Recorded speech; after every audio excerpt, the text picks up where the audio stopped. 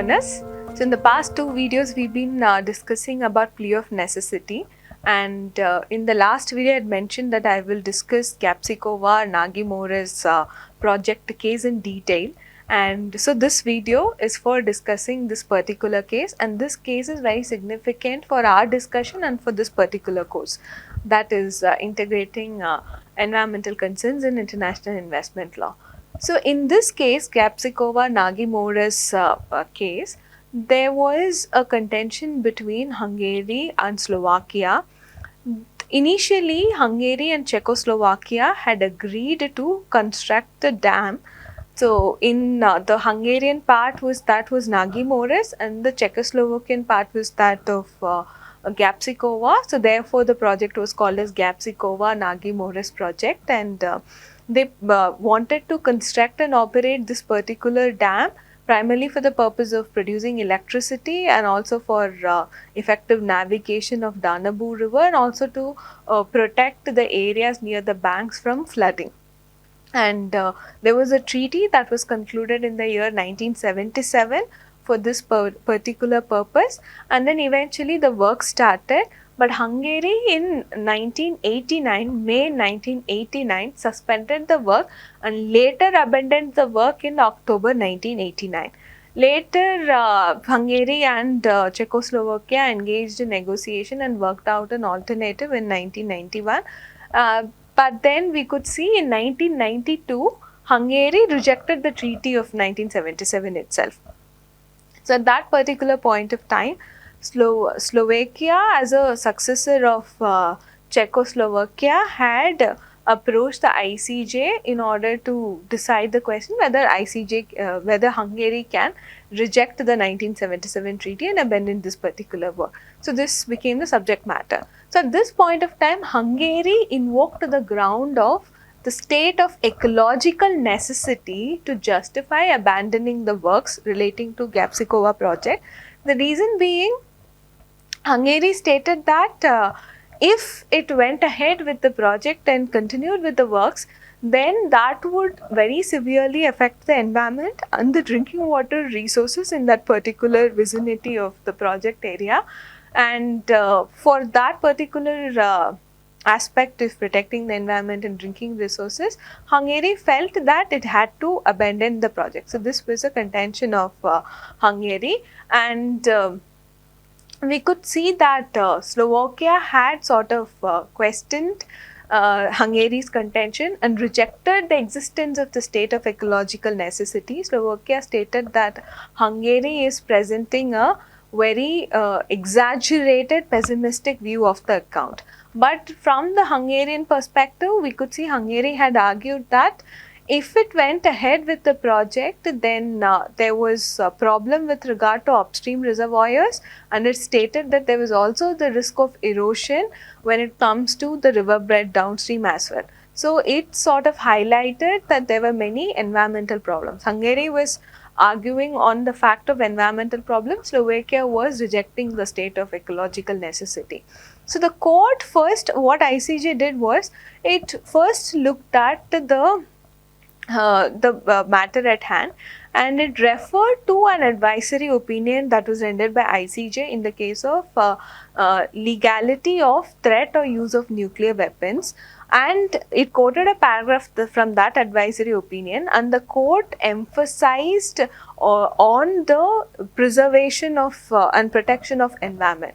So firstly, it stated that there is much emphasis that has to be given for the protection of environment by quoting a paragraph of the advisory opinion. Then it went ahead to look at the scientific evidence adduced by Hungary and Slovakia. And then after looking at the scientific evidence, the court had come to the conclusion, and it had questioned. Hungary was basically stating the fact that the drinking resources would be affected. So the court stated that, okay, Hungary is apprehensive about the supply of drinking water to Budapest, and that may be affected. And the court also looked at the scientific evidence and stated that the deepening of the riverbed that had already been done in the vicinity of that project for taking the resources for building activities, construction activities. So therefore, the river depth had achieved the same level that is being mentioned in the 1977 treaty. Right. So the court was of the opinion that if there was discharge gravel that was put into the river but downstream, and some sort of a water resource management system, that is if the supply of drinking water to Budapest had undergone some sort of a technique wherein the river water is managed in such a way, then even that would have addressed Hungary's concern. The court also acknowledged that employing such a technique may be little more costlier, but what the court noted here was there were other means that were available to Hungary other than abandoning and suspending the work. Right, so the court felt that Hungary could have employed any other alternative means that was available to Hungary. Also, the court noted that the situation of necessity was something that it could also be attributed to Hungary also, and for that it looked at the facts of the case where Hungary had initially asked for slowing down of the work, and then later in 1989 it had asked for speeding up of the work. So that inconsistency is something that court attributed to Hungary contributing to the situation of necessity. So the court stated that even if there was grave peril with regard to the reservoir, the imminence was something that was not there. So, court stated that by the time when Hungary took the decision to suspend and abandon the work, that is in 1989, so there was no peril that was immediately there. So, therefore, the imminence is something that the court questioned, and also court said that the possible gravity is also not sufficiently established by Hungary. So, possible gravity is not sufficiently established, imminence was not there, and there were alternative means to achieve whatever Hungary's concerns were other than suspending and abandoning the work. It also attributed, that Hungary had contributed to the state of necessity. So, on all of these grounds, we could see that the court had stated that Hungary, it rejected Hungary's plea of necessity. While coming to this conclusion, the court also referred to the fact that Hungary cannot take the claim that environmental considerations were not at all there at the time of concluding the treaty. For that purpose, the court referred to the provisions of the treaty, particularly Articles 15, 19 and 20, and the court concluded that even at the time of concluding the treaty, the countries have had ecological considerations in mind, and that is the need for environmental provisions is something that is clearly stated in these provisions as well. So, the court stated that it was not like the countries did not consider the environmental considerations at that particular point of time. I mean, it didn't go any further inference with regard to these articles. This is where we could see that the court had concluded. Anyway, the court had rejected the contention of Hungary, especially with regard to the invocation of plea of necessity. Now, if we look at the dissenting opinion, Judge Herzeg had issued a 28-page dissenting opinion, and the very first thing that Judge Herzeg had asked was, he criticized the fact that ICJ, the majority judges have referred to the advisory opinion issued by ICJ in the case legality of threat or use of nuclear weapons, and then stated that greater emphasis had to be given to the protection of environment. So, what here the dissenting judge had stated was, the dissenting judge had questioned that when there was a reference to this particular case, why did the majority judges did not apply the principles of this case to the facts of this case, the principles of that case to the facts of this case, right? So that was the first thing he questioned, because we see the final conclusion was they rejected Hungary's plea of environmental necessity. So then secondly, the dissenting judge himself states that a very modest place was given to ecological consideration in the majority judgment itself. So then he questions what is the, he sort of questions whether, how can the majority judges decide scientific questions, especially the one based on biology and hydrology. So that were these were the questions that the dissenting opinion had asked, and the dissenting opinion specifically had a problem with regard to the fact of how imminence was not present in this particular case. So the dissenting judge questioned, in case if we adopt the view of majority judges, in that case the imminence factor would be satisfied on the facts of the case if Hungary had gone ahead and completed the work, construction of the dam, and then waited for the bank filled waters in that vicinity to dry up, and then risk erosion, and also risk the supply of water resources to the Hungarian capital.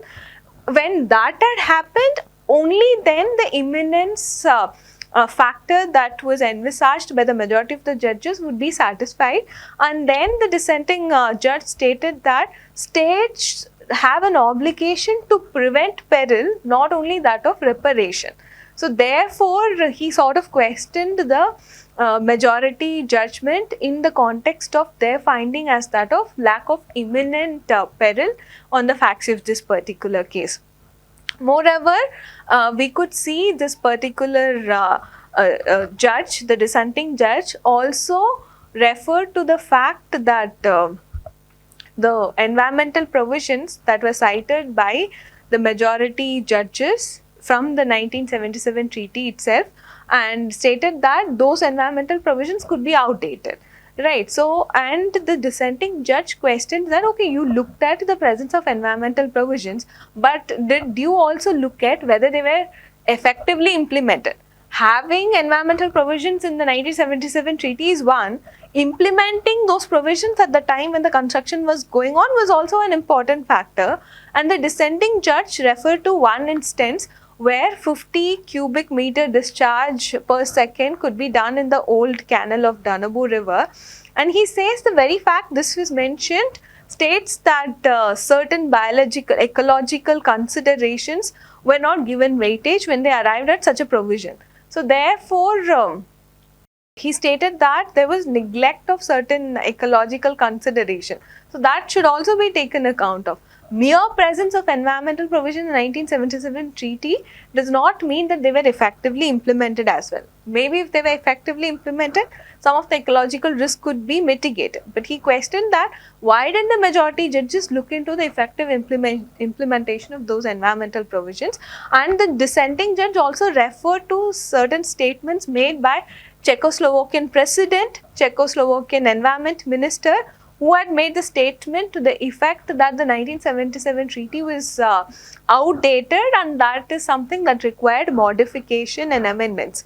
Right. So he relied on those statements as well that were made from the side of Czechoslovakia itself, and then he stated that the ecological review of the project has to be done as per the 1997 standards, that is the contemporary standards, and not that of 1977.